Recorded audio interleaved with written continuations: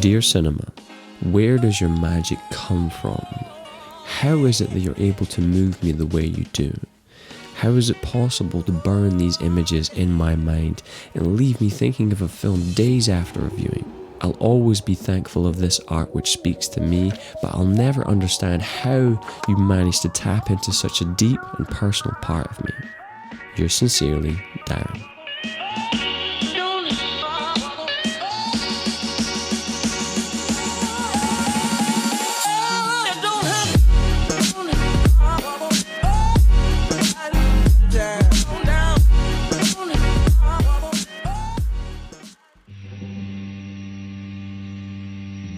Now he finds himself stuck in Schenectady, and he does what he only knows how to do, which is ride his motorcycle. We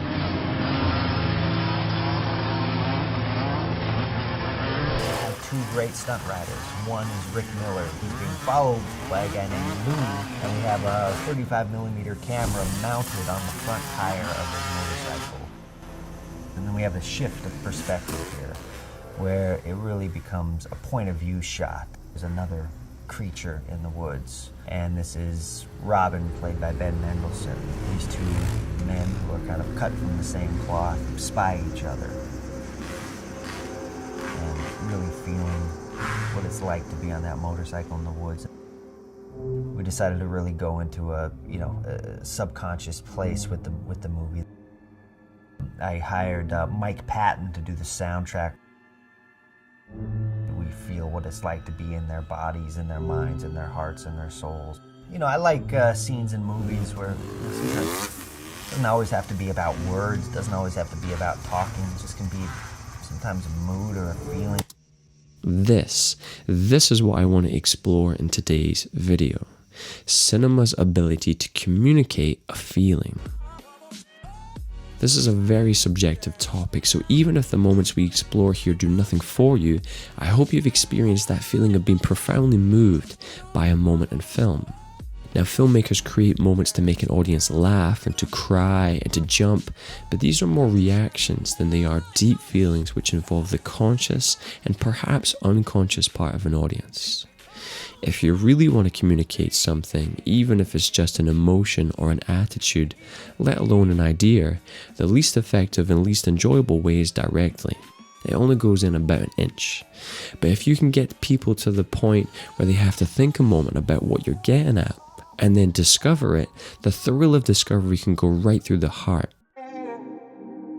Moments with this kind of impact are the ones that interest me. Great music and photography, or even a great play, have the ability to really move an audience, but I've never experienced that same level of emotion through these mediums alone. It's only in that complex and combined form of cinema, in which all can be used to the highest degrees to express something unique, which is cinemas alone. The best I can describe this feeling is it gives you goosebumps, like when a performer hits that high note.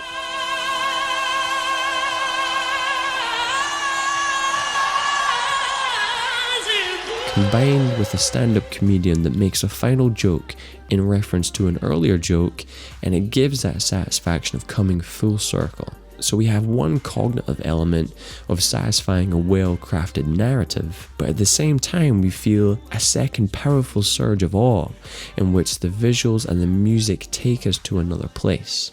So let's explore a few examples, and if possible, think back to how you felt when you first saw these moments in the context of the film. Which film? Well, let's start with a bang. And here we go. He wanted me to lock him up in the MCU.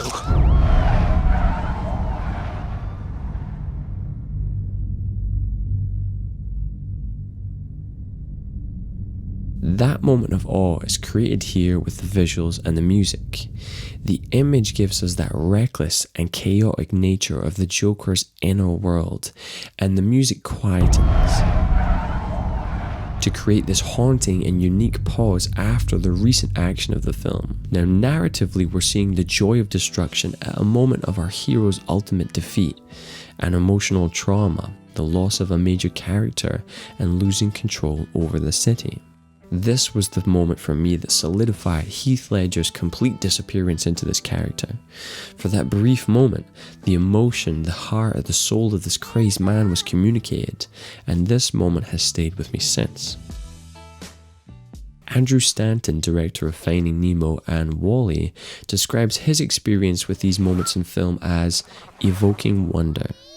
It seems like we're both trying to articulate a very inward feeling that film has given us, something that speaks to a very unconscious part of us. Not many have had as much emotional weight as the ending of City Lights. The silent era and lack of dialogue forces the audience to piece things together. The narrative comes full circle as one character's realization and gestures communicate a feeling of gratitude and surprise that had been set up through the entire film. And the part that leaves us in awe is the performances, the raw and genuine emotion. And that's what I think the magic ingredient is, the secret sauce, is can you invoke wonder? Wonder is honest, it's completely innocent, it can't be artificially evoked. For me, there's no greater ability than the gift of another human being giving you that feeling. To hold them still just for a brief moment in their day and have them surrender to wonder. When it's tapped, the affirmation of being alive, it reaches you almost to a cellular level. And when an artist does that to another artist, it's like you're compelled to pass it on. It's like a dormant command that's suddenly activated in you, like a call to Devil's Tower. Do unto others what's been done to you. The best stories infuse wonder. Like the greatest character studies and expressionist films, these moments give us not only a glimpse into the true emotional state of a character, regardless of its believability of the moment, but the screen acts almost as a mirror, reflecting back a human truth which stirs up feelings of connection between the human heart and what could possibly be a digital file, or perhaps frames of film projected through light.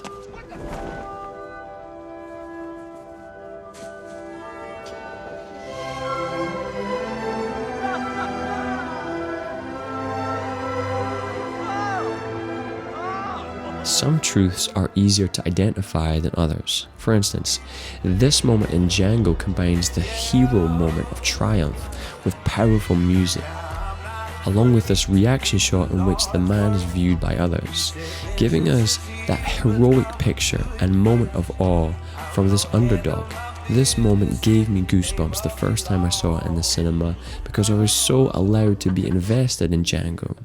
But when I watch Eternal Sunshine and my emotions are taken through highs and lows, only to be left with that fading image in the snow, as it repeats several times, my conscious and cognitive mind asks why.